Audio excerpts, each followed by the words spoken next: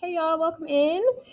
Today I am moving into some of my final steps of my parody. My artist was Vincent van Gogh. I went off of his sunflower painting, and to put my parody on it, rather than a vase, I put an old beaten up boot.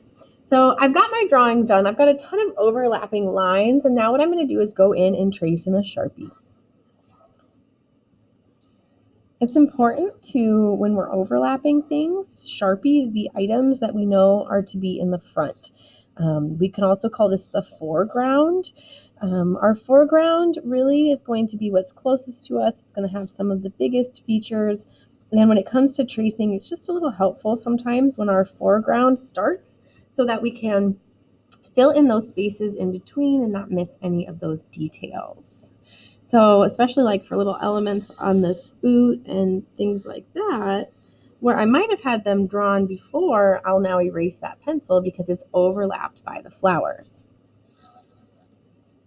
So sometimes that can be just a little tricky, but for the most part, it's not too bad. And then I want to make sure a couple of these lines overlap the correct way because this is coming out. Okay, and I'll just keep moving and grooving here.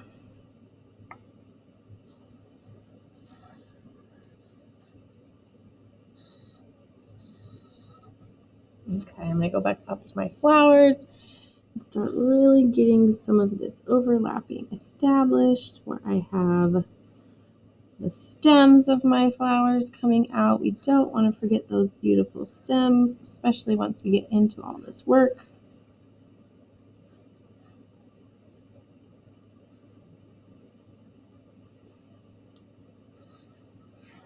Okay, now this guy's next.